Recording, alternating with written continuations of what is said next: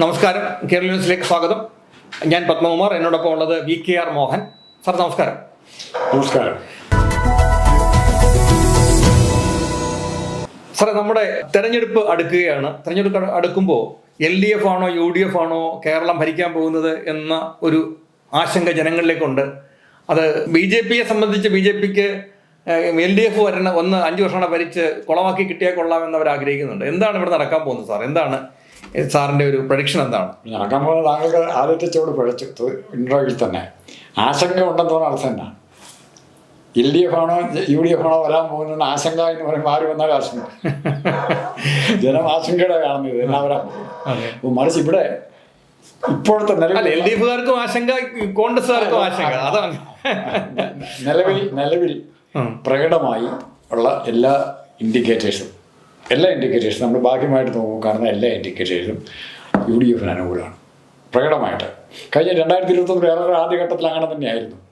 പിന്നെ കോവിഡും കിറ്റും ഒക്കെ വന്ന് പിന്നെ മാറി വന്ന കാര്യങ്ങളാണ്. അപ്പോൾ ഇവിടെ ഇപ്പം നിലവിൽ ആരോട് ചോദിച്ചാലും UDF കിട്ടും. 100 വീട്ടിക്കുള്ളിൽ കിട്ടും. എത്ര വേണേൽ പറയും. 141 പറയാൻ പറ്റാത്തതുകൊണ്ടാണ് 140 നടത്തുന്നത്. അപ്പോൾ ഇത് പക്ഷേ ഇലക്ഷൻ പ്രഖ്യാപിക്കുന്ന ദിവസം വരെ ഇനിയും കിറ്റും ബാക്കി കാര്യങ്ങളൊക്കെ ആകാശത്ത് ഇട്ടുകൊടുക്കാനുള്ള സാധ്യതയുണ്ട്. അതിനു മുമ്പ് ഇഷ്ടംപോലെ സംഭവങ്ങളുണ്ടാവും. ഇപ്പോൾ കോൺഗ്രസ്സിൽ വളരെ പെട്ടെന്ന് ലേറ്റായിട്ട് ഇന്നലെ കഴിഞ്ഞ ദിവസം തൊട്ട് ഒരു ആഭ്യന്തര സംഘർഷം ഡെവലപ്പ് ചെയ്ത് തുടങ്ങിയിട്ടുണ്ട്. ഓരോ നേതാക്കന്മാർ ഓരോ കോണിലേക്ക് മാറുകയും അവരെ അനുകൂലിക്കുന്നവർ വേറെ കോണിലേക്ക് മാറുകയും പ്രസംഗിക്കുന്ന സമയത്ത് മത്സരിച്ച് കൈയടിക്കാൻ തുടങ്ങിയ പരിപാടികൾ രാഹുൽ ഗാന്ധിയുടെ സാന്നിധ്യത്തിൽ തന്നെ തുടങ്ങിയിട്ടുണ്ട്. അപ്പോൾ ഇത് ആ ഫ്രിക്ഷൻ അങ്ങ് വളർന്നു വന്നാൽ ചിലപ്പോൾ കോൺഗ്രസിന് അപകടകരമായി ബാധിക്കും. എൻ്റെ ആർഗ്യുമെൻ്റ് ഞാൻ പറഞ്ഞു. അപ്പോൾ അതിനെ കവർ ചെയ്യാൻ ആ സമയം അടുത്ത വർഷത്തിന് ഉപയോഗിക്കാൻ പറ്റുന്നൊരു വഴി അവിടെ തുറക്കുക വേണമെങ്കിൽ. പക്ഷേ അടുത്ത വർഷത്തിന് പിണറായി വിജയനെ മുന്നിൽ നിർത്തി എത്രമാത്രം ഈ വഴി തുറക്കാൻ പറ്റും? ഇവിടെയാണ് UDFൻ്റെ അഡ്വാൻറ്റേജ് എന്ന് പറഞ്ഞാൽ ഇപ്പോൾ ജനം കാണുന്ന സതീശനെ കാണുന്നില്ല, രമേശ് ചെന്നിത്തലയെ കാണുന്നില്ല, മുല്ലപ്പള്ളിയെ കാണുന്നില്ല, വേണുഗോപാലിനെ ആരെയും കാണുന്നില്ല. ഇപ്പം എല്ലാവരും കാണുന്ന പിണറായി വിജയൻ്റെ ദുർമുഖം മാത്രമാണ്. എല്ലാ ആരോപണങ്ങളും പിണറായി വിജയന് നേരെയാണ്, പാർട്ടിക്ക് നേരെയല്ല. എന്തെല്ലാം കോൺഗ്രസിനെ കുഴി ചാടിക്കാൻ എടുക്കാമെന്ന് വെച്ചോ, രാഹുൽ മാങ്കൂട്ടത്തിൻ്റെ വിഷയമായാലും ശബരിമല വിഷയമായി, ഇത് എല്ലാം നേരെ വിപരീത ഫലം ഉണ്ടാക്കുന്നത്. ഒന്നല്ല, പിണറായി വിജയൻ വല്ലതും ചെയ്തിട്ടാണോ? ഇന്നലെ ദീപക് എന്ന് പറഞ്ഞ പയ്യൻ പോയി ആത്മഹത്യ ചെയ്യുന്നു, വല്ലതും ഉണ്ടായിട്ടാണോ? പക്ഷെ ആ സംഭവം പോലും ഇപ്പോൾ രാഹുൽ മാങ്കൂട്ടത്തിനെ വേട്ടയാടുന്നതിനെതിരായൊരു ചിന്ത ജനങ്ങളിൽ ഉണ്ടാവും. അത് ശരി, തീർച്ചയായും. ഈ ആണുങ്ങളെ മാത്രം ഓടിച്ചിട്ട് പിടിക്കുന്ന പരിപാടി ശരിയാണെന്നുള്ള ചോദ്യം ഒത്തിരി കോർണറിൽ നിന്ന് വരും. പെണ്ണുങ്ങൾ തന്നെ ചോദിച്ചു തുടങ്ങി. അപ്പോൾ പിണറായി വിജയൻ എന്തെല്ലാം ചെയ്യാൻ നല്ല ഏതെങ്കിലും തരത്തിൽ കോൺഗ്രസിനെ ഒതുക്കാൻ നോക്കുന്ന മുഴുവൻ പരിപാടികളെ റീബൗണ്ട് ചെയ്തു. അതിനെ പ്രതിരോധിക്കാൻ പാർട്ടിയിൽ ആളില്ലാത്ത അവസ്ഥയും കൂടെ കാണണം. ഇപ്പോൾ നിലവിൽ ആരാ ഉള്ളത്? അപ്പോൾ ഞാൻ ചോദിക്കുന്നത്, എല്ലാ ആരോപണങ്ങളും പിണറായി വിജയനിലേക്ക്, നമ്മളിപ്പം കോൺഗ്രസ് ആയാലും BJP ആയാലും എല്ലാ ആരോപണങ്ങളും മുഖ്യമന്ത്രിയിലേക്കും മുഖ്യമന്ത്രിയുടെ മകളിലേക്കും ഒക്കെ ഒതുക്കി നിർത്തി ആ ഒരു പോർഷനിൽ മാത്രമാണ് ചെയ്യുന്നത്. അപ്പോൾ ഇത് അതേപോലെ തന്നെ ഇപ്പോൾ ശൈലജ ടീച്ചറിനെ കുറച്ച് നാളായിട്ട് മാധ്യമങ്ങളുടെ മുന്നിലൊന്നും കാണാറില്ലായിരുന്നു. പക്ഷേ ഇപ്പം ശൈലജ ടീച്ചറിനെ പ്രൊജക്റ്റ് ചെയ്ത് കൊണ്ടിരുന്നുണ്ട്. എന്താണ് ഇതിൻ്റെയൊക്കെ പിന്നിലുള്ള ഉദ്ദേശം? ശൈലജ ടീച്ചറിനെ മുന്നിൽ നിർത്തി ഈ പ്രാവശ്യത്തെ ഇലക്ഷൻ നേരിടാൻ വല്ല പരിപാടി ഉണ്ടോ സാർ? അതോ എങ്ങനെയാണ്? നമ്മുടെ നിയമവ്യവസ്ഥ അനുസരിച്ച് മുഖ്യമന്ത്രിയാകാൻ ഉദ്ദേശിക്കുന്ന ആൾ ഇലക്ഷൻ മത്സരിക്കണമെന്നൊന്നുമില്ല. ഇപ്പോൾ ആന്റണി ഇവിടെ കെട്ടിയിറക്കിയിട്ടുണ്ട്. അങ്ങനെ പലരും പുറത്തുനിന്ന് വേണം വരാം, ഏത് സമയത്തും വരാം. അപ്പോൾ നാളെ പിണറായി വിജയൻ മാറുന്ന മൊത്തം കോർഡിനേറ്റ് ചെയ്തിട്ട് നല്ലൊരു വിജയം ഉണ്ടാകുകയാണെങ്കിൽ ജനങ്ങൾ തന്നെ പറയും പിണറായി ആകട്ടെന്ന് പറയും. അപ്പോൾ ജയിക്കുകയാണ് പിണറായി മതി എന്ന് പറയുന്നേ. നമ്മുടെ മനസ്സെന്ന് പറഞ്ഞാൽ ജയിക്കുന്നവൻ്റെ കൂടെ നിൽക്കും. പിണറായിയാണ് ഇലക്ഷനെ ലീഡ് ചെയ്ത് ജയിച്ചാൽ മതി, ഞങ്ങൾക്ക് പിണറായി മുഖ്യമന്ത്രിയായാൽ മതി എന്ന് തന്നെത്താൻ പറയും. അങ്ങനെ പറയിപ്പിക്കാൻ പിണറായി കൊണ്ട് പറ്റുമോ?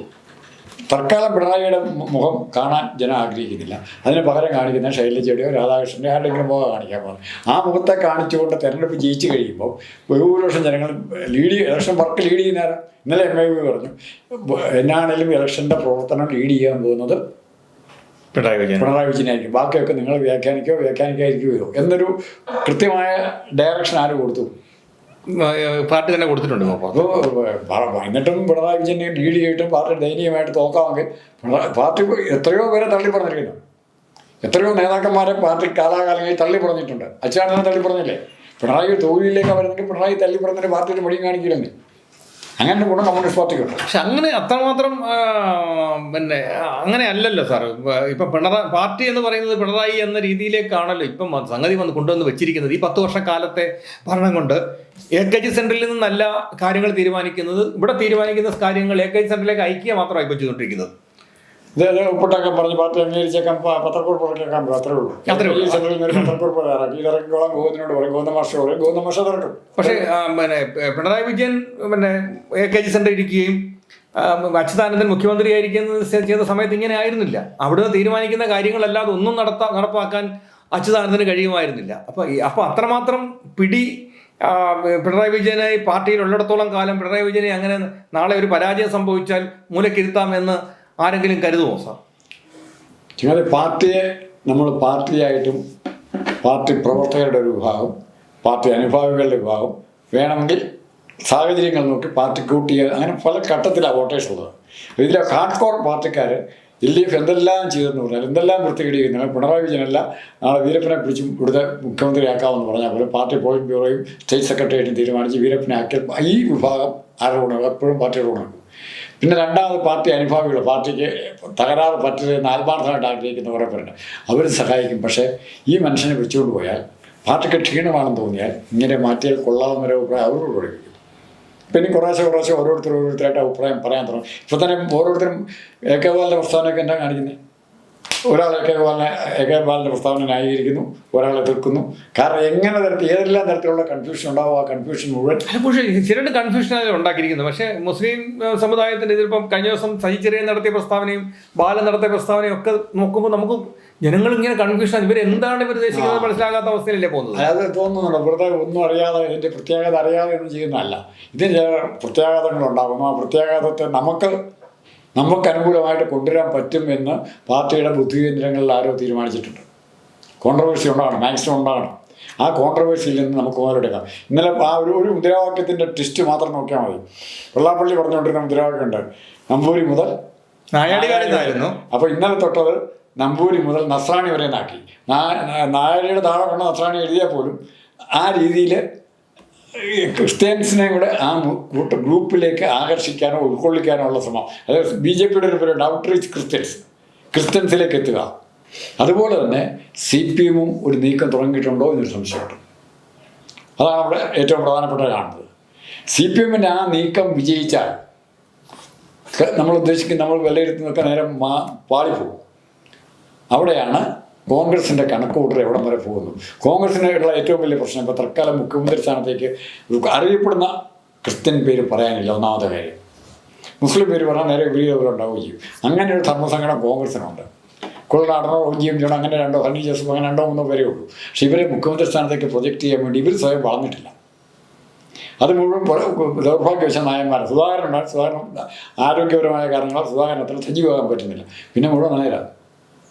രമേശ് ചെന്നിത്തല, മറ്റേ മുരളീധരൻ, സതീശൻ, ശശി തരൂര്, ഇവരെല്ലാം നായന്മാരിങ്ങനെ നിൽക്കുകയാണ്.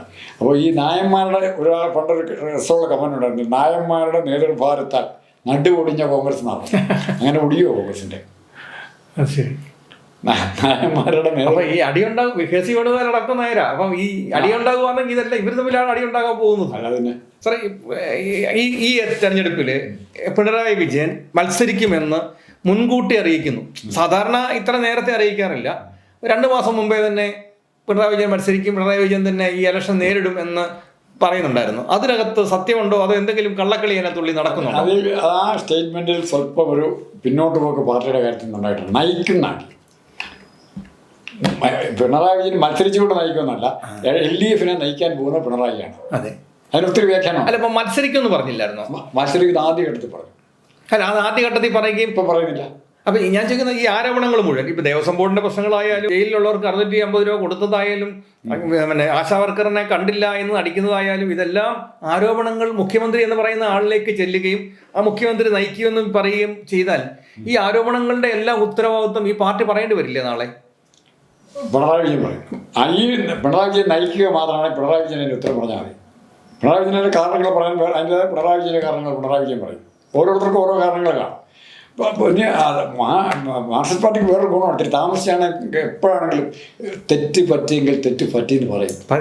പിന്നെ എല്ലാം പരാജയം ഏറ്റുവാങ്ങിയതിന് ശേഷം അത് ഇത്തിരി നേരത്തെ പറഞ്ഞാലും ഇത് എനിക്ക് ഇന്ന കാഴ്ചപ്പാട്. ഇപ്പം ഞാൻ ഇദ്ദേഹത്തിൻ്റെ പിണറായി വിജയൻ്റെ ക്രെഡിബിലിറ്റി എങ്ങനെ കുറയുന്നു എന്ന് തോന്നിക്കഴിഞ്ഞാൽ, ഇപ്പോൾ NSS SNDP യോജിപ്പ് ഒരു വശത്തോട് നടക്കുകയാണ്. അപ്പോൾ നമ്മൾ കുറച്ചുകൂടെ പുറകോട്ട് പോകും. ആചാര പ്രശ്നം വന്ന സമയത്ത് ഇവിടുത്തെ യുവതികളെ കയറ്റുന്ന പ്രശ്നം വന്നപ്പോൾ വലിയൊരു അന്നത്തെ കാലത്ത് BJPക്കാർ ഏറ്റവും സമർത്ഥമായിട്ട് ഉപയോഗിച്ചൊരു പിണറായി വിജയൻ്റെ പ്രസ് കോൺഫറൻസിലെ 2-3 സ്റ്റേറ്റ്മെൻറ്റ് ഓർക്കുന്നുണ്ടോ? അതായത് യുവതികളെ കയറ്റി സുപ്രീം കോടതി പറഞ്ഞിട്ടാണ് കോടതി വിധി ഞാൻ മാനിക്കും എന്ന് പറഞ്ഞൊരു വശം. രണ്ടാമത് ഇതേ നിയമം കോടതി വിധിയിൽ ലംഘിച്ചുകൊണ്ട് അവിടെ വാഗമൺ ഭാഗത്ത് ഒരു കുടുംബത്തിലെ ക്രിസ്ത്യാനികൾ സൗകര്യമല്ല കുറേ കുരിശ് സ്ഥാപിച്ചു. ഇത് ഫോറസ്റ്റുകാരിൽ നിന്ന് കുറച്ച് ദൂരെ കളഞ്ഞു. പിണറായി വിജയൻ അവരെ ഫയർ ചെയ്യുന്നത് ഇതെന്താ കുരിശെന്ന് പറഞ്ഞാൽ എന്താണെന്നറിയോ? പരിപാവനമായ വസ്തുവാണ്, അത് നിങ്ങൾക്ക് പറിച്ചെറിയാനുള്ളതല്ല എന്ന് പറയുകയാണ് ചെയ്യുന്നത്. ആ വ്യത്യാസമാണ് ഇവിടെ ജനം കാണുന്നത്. രണ്ടാഴ്ച അല്ല 2 വർഷം മുമ്പ് പിണറായി വിജയൻ എടുത്ത സമീപനത്തിൻ്റെ നേരെ വിരുദ്ധമായ സമീപനം ഇപ്പോൾ എടുക്കുന്നത്. അപ്പോൾ ഇദ്ദേഹത്തിന് എന്തുമാത്രം ക്രെഡിബിലിറ്റി ഉണ്ട്. അവിടെ പിണറായി വിജയൻ്റെ സ്വയം ക്രെഡിബിലിറ്റി നഷ്ടപ്പെട്ടു എന്നുള്ളതിലാണ് അദ്ദേഹം പരാജയപ്പെടുന്നത്. പക്ഷേ യുവതികളെ കയറ്റാൻ തുടങ്ങിയ പ്രശ്നം കോടതി പറഞ്ഞ് ഞാൻ കയറ്റും എന്ന് പറഞ്ഞാൽ കുഴപ്പമില്ല. അവിടെ പറയുന്ന നേരം മറിച്ചാണ് പറഞ്ഞു. കുരിശ് മറിച്ച് മാറ്റിയതിനെ പറ്റി, നിയമവിരുദ്ധമായി സ്ഥാപിച്ച കുരിശ് മാറ്റിയതിനെ പറ്റി പ്രൊട്ടക്ട് ചെയ്യണമെന്നാണ് പിണറായി പറയുന്നത്. ഇവിടെ നിയമം നടപ്പാക്കണമെന്ന് പറയും. അങ്ങനത്തെ ഡബിൾ സ്റ്റാൻഡേർഡുള്ള പിണറായി കേരള സമൂഹത്തിൽ വന്നുപോയി. പിന്നെ ഒന്നുകൂടെ അറിഞ്ഞു, അച്യുതാനന്ദൻ ഇല്ലാതെ ഇടത് വർഷം ഫേസ് ചെയ്യുന്ന ആദ്യത്തെ ഇലക്ഷനാണ്, മേജർ ഇലക്ഷനാണ്. എങ്ങനെ ഇരിക്കും? എന്താ താങ്കളുടെ വിലയിരുത്തൽ? അല്ല, ഇത് അച്യുതാനന്ദനെ കഴിഞ്ഞ പ്രാവശ്യം അത്രമാത്രം ഉപയോഗിക്കപ്പെട്ടോ എന്ന് ചോദിച്ചാൽ എത്രമാത്രം ഉപയോഗിച്ചോ? ധർമ്മടത്ത് വരെ പോസ്റ്റ് ആയിട്ടുണ്ടാകുന്ന പടമല്ലേ? ശരി. അച്യുതാനന്ദൻ്റെ പോസ്റ്റ് ഇല്ലാത്തൊരു കോൺഫിഡൻസ് ഉണ്ടായിരുന്നു. അച്യുതാനന്ദൻ പ്രസംഗിക്കാനായിട്ട് ഇലക്ഷൻ മുറക്കെ മീറ്റിംഗിൽ പ്രസംഗിക്കാനായിട്ട് ഉദ്ഘാടകനായിട്ട് പല കൺവെൻഷനിലേക്കും വിളിച്ച പ്രധാനപ്പെട്ട ആളാണ് അച്യുതാനന്ദനായിരുന്നു.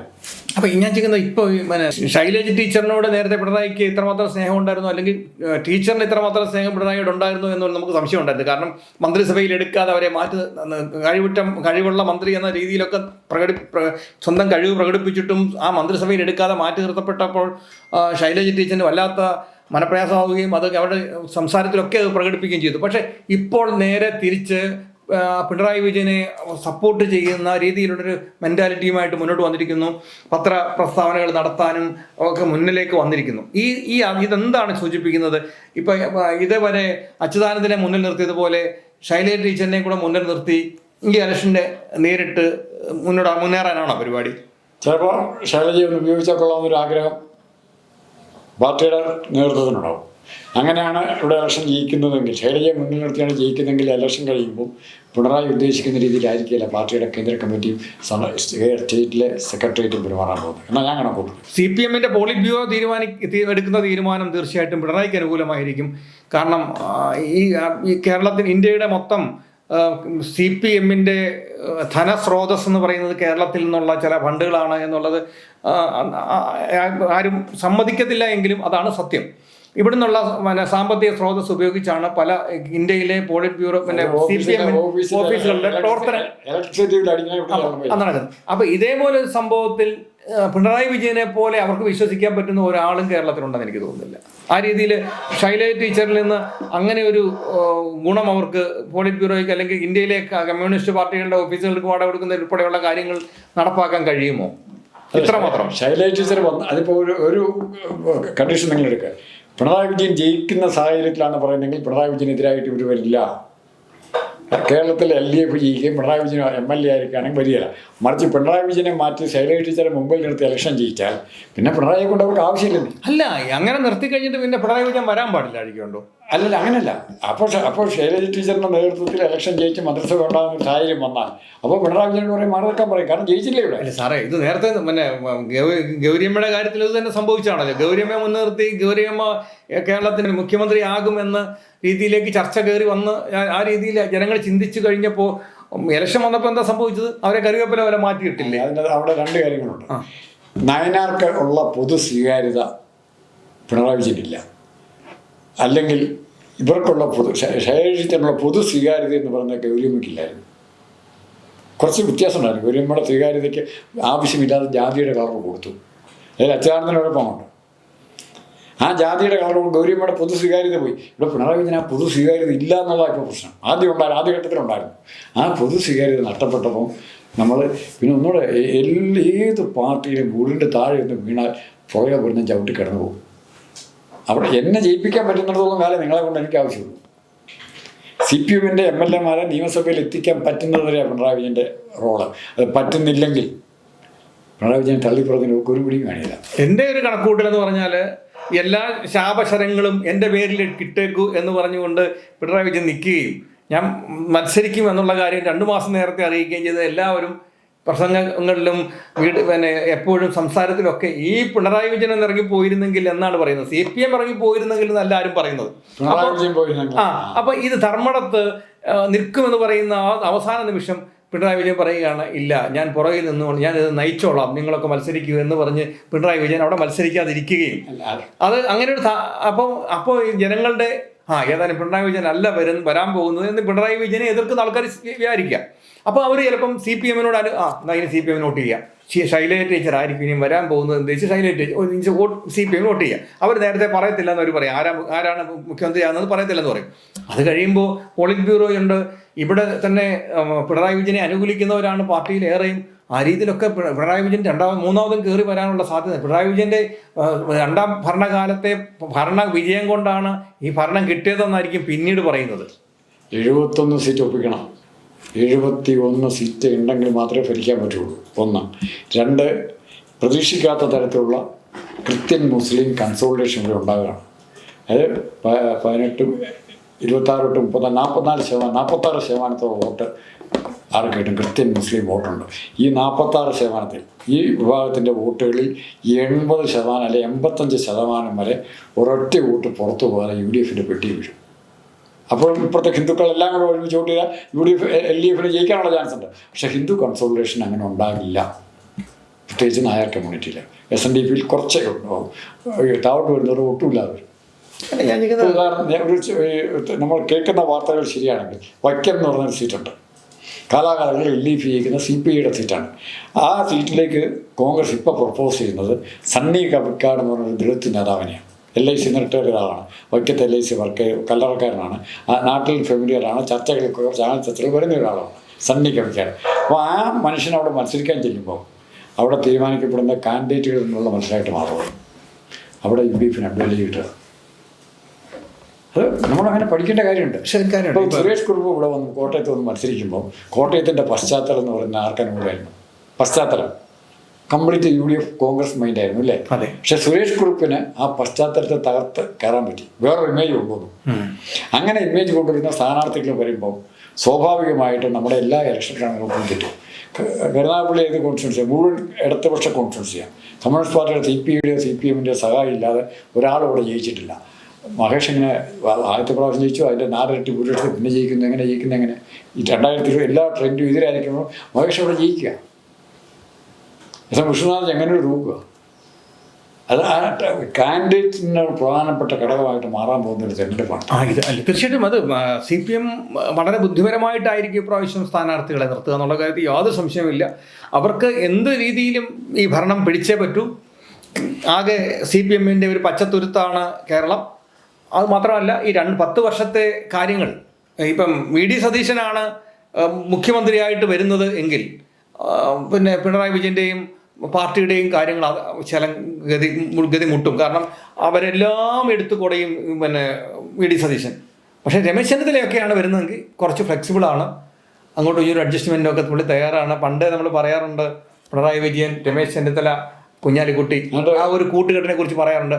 അപ്പോൾ ആ രീതിയിൽ സേഫായിട്ട് രക്ഷപ്പെടാൻ പറ്റും. പക്ഷേ ഇപ്പോഴത്തെ രീതിയിൽ VD സതീശൻ വരുമെന്ന് ഒരു രീതിയിലുണ്ട്. പക്ഷെ പിണറായി വിജയൻ എന്തായാലും എന്ത് കാരണവശാലും VD സതീശനെ അവിടെ തകർക്കാൻ ഉള്ള ശ്രമം കോൺഗ്രസിനകത്തൊന്നും ഇല്ലേ സാർ? സത്യസന്ധമായി നിങ്ങൾ കൊള്ളാവുന്ന ആരാണ്, NSS ആയിട്ട് ഒരുപാട് മോശമല്ലാത്ത ബന്ധമുണ്ട്, ഇവരങ്ങൾക്ക് അറിയാവുന്ന ആളുമാണ്. ഒറ്റ ചോദ്യം ചോദിച്ചിട്ട് ഞാൻ നിർത്താം. സുകുമാരൻ നായർ ഇപ്പോൾ ഇടതുപക്ഷത്തോടൊപ്പം നിൽക്കുകയാണ്. ആ കാരണം പറഞ്ഞിട്ട് UDFിൻ്റെ നേതാക്കന്മാർ ഉറപ്പായിട്ടും ഹൈക്കമാൻഡ് പറഞ്ഞിട്ടോ ആരെങ്കിലും പറഞ്ഞിട്ട് സുകുമാരൻ നായരെ കാണുന്നു, ഇങ്ങനെ നന്നായി ശരിയാക്കില്ല, ഞങ്ങളുടെ കൂടെ വരണം. അവർക്ക് അങ്ങോട്ടും കൊണ്ട് മാറുന്നതിന് അവർക്ക് ആരും പ്രശ്നമില്ല. സമദൂരം ശരിദൂരം ഏതെങ്കിലും ദൂരത്തിൻ്റെ പീഡന കേസിൽ തീവ്രത പറയുന്ന പോലെ CPMകാർ പറഞ്ഞ പോലെ ഇത് ദൂരത്തിൻ്റെ പ്രശ്നം പറഞ്ഞാൽ ഉടനെ ഇങ്ങനെ സുകുമാരൻ നായർ വെക്കുന്ന കണ്ടീഷൻ എന്നായിരിക്കും അറിയോ? VD സതീശൻ വരാൻ പാടില്ല. മാത്രമല്ല VD സതീശൻ പോരാ, താക്കോൽ സ്ഥാനം മാത്രമല്ലേ മേടിച്ചു കൊടുക്കാൻ പറ്റുള്ളൂ. മുഖ്യമന്ത്രി സ്ഥാനം മേടിച്ചു കൊടുക്കാൻ രമേശ് ചെന്നിത്തലയ്ക്ക് പറ്റുമോ? അപ്പോൾ രമേശ് ചെന്നിത്തലയ്ക്ക് വേണ്ടി ഒരു ബാർഗൈനിങ് ആയിട്ട് മാറുകയില്ലെന്നുള്ള എനിക്ക് സംശയമാണ്. SNDPയെ സംബന്ധിച്ച് രമേശ് ചെന്നിത്തല സ്വീകാര്യനാണ്. കാരണം VD സതീശൻ ആവരുമെന്നാണ് അദ്ദേഹത്തിൻ്റെയും ആഗ്രഹം. ഇടതുപക്ഷത്തിന് വേണമെങ്കിൽ ആത്മാർത്ഥമായിട്ട് വിചാരിച്ചാൽ അവരാദ്യം അച്യുതാനന്ദനോട് തന്നെ ക്ഷമ പറഞ്ഞിട്ട് അച്യുതാനന്ദനെ ഒഴിവാക്കി നിർത്തിയാൽ ക്ഷമ പറഞ്ഞിട്ട് അത് ഭയങ്കരമായിട്ട് ബാധിക്കും. ആ അച്യുതാനന്ദൻ എവിടെ അവസാനിപ്പിച്ചോ അവിടെ തുടങ്ങാൻ നോക്കുക. പാർട്ടിയുടെ നയങ്ങളുണ്ട്. LDFിൻ്റെ ഗ്രാഫ് ഏറ്റവും കൂടുതൽ ഉയർന്നു നിന്നത് മൂന്നാറിൽ കുടിയൊഴിപ്പിക്കുന്ന സമയത്താണ്. ആ സമയത്താണ് LDF അച്യുതാനന്ദൻ ഹീറോയായി, പാർട്ടി ഹീറോയായി. അവിടുന്ന് പുറകോട്ട് പോരാൻ തുടങ്ങിയ അനുസരിച്ച് LDF ജനങ്ങളിൽ നിന്ന് അകന്നു. പുരോഗമന കാഴ്ചപ്പാടുള്ളവരിൽ നിന്നും LDFും മാർക്സിസ്റ്റ് പാർട്ടി അകന്നുവരികയായി. ആ അകൽച്ചയുടെ മുമ്പിൽ, ആ പതനത്തിൻ്റെ മുമ്പിൽ കൊടിയും പിടിച്ച് ഇന്ന ആൾ പിണറായിയാണ്. അച്യുതാനന്ദൻ അപ്പോഴത്തേക്ക് അനങ്ങാൻ മേലാതെ. അച്യുതാനന്ദൻ ഉണ്ടായിരുന്ന നടക്കുകയില്ലായിരുന്നു. അപ്പോൾ ആ കാഴ്ചപ്പാടിൽ നിന്ന് മാറി പുരോഗമനപരമായ കമ്മിറ്റ്മെൻറ്റ് വീണ്ടും ആവർത്തിച്ച് പ്രഖ്യാപിക്കുകയും അത് ജനങ്ങളെ ബോധ്യപ്പെടുത്താനും പറ്റിക്കഴിഞ്ഞാൽ സംഗതി അങ്ങ് മാറും. ചർച്ചയ്ക്ക് മുമ്പേ ഡിസ്കസ് ചെയ്ത വിഷയമുണ്ട്. പിണറായി വിജയനെ പിന്നെ ധർമ്മടത്ത് മത്സരിപ്പിക്കാതെ മാറ്റി നിർത്തി കൊണ്ട് ഒരു ഒളിപ്പോരിനുള്ളൊരു സാധ്യത മുന്നേ കാണുന്നില്ലേ? അങ്ങനെയാണെങ്കിൽ സമയമാകുമ്പോൾ പിണറായി വിജയൻ തന്നെ ആ കസേരയിൽ ഇരിക്കുകയും 6 മാസത്തിനകത്ത് ഏതെങ്കിലും ശക്തമായൊരു മണ്ഡലത്തിൽ നിന്ന് ഒരു സ്ഥാനാർത്ഥികളെ മാറ്റി മത്സരിക്കാനുള്ള സാധ്യത ഇല്ലേ? അങ്ങനെ തിരിച്ച് വീണ്ടും പിണറായി വിജയൻ തന്നെ ഭരണത്തിലെത്താൻ സാധ്യതയില്ലേ? ഏതായാലും ഭരണമില്ലാതെ പിണറായി വിജയൻ CPM ഭരിക്കുകയും ഭരണമില്ലാതെ പുള്ളി എവിടെയെങ്കിലും ഇരിക്കുകയും ചെയ്യുമെന്ന് എനിക്ക് തോന്നുന്നില്ല. അങ്ങനെയാണ് സംഭവിക്കാൻ പോകുന്നതാണ് എൻ്റെ ഒരു പ്രഡിക്ഷൻ. അങ്ങനെയാണ് ലാസ്റ്റ് അവസാനം ഒരു എന്നാ പറയുക രക്ഷാക്കുറ്റിയായിട്ട് മാറും പിണറായി വിജയൻ. അപ്പോൾ ഇതാണ് ഞങ്ങളുടെ ചർച്ചയിൽ പിന്നെ LDFന് ഉള്ള സാധ്യതകൾ ഞങ്ങൾ പറഞ്ഞു വെച്ചത്. സാധ്യതയുണ്ട്. LDFനുള്ള സാധ്യതയാണ് പറഞ്ഞു. കാരണം അതിന് പോയിട്ടായിട്ട് പറയാം, തീരെ ഇല്ല എന്ന് പറയാൻ പറ്റില്ല. അപ്പോൾ ഈ 50-50 ചാൻസാണ് ഇപ്പം കിടക്കുന്നത് LDFനും UDFനും. കാരണം ഈ കളി അറിയാവുന്നവരാണ് CPM. അവർക്ക് നല്ല അടിത്തറയുണ്ട്, അവരതനുസരിച്ച് കളിക്കാൻ പറ്റും.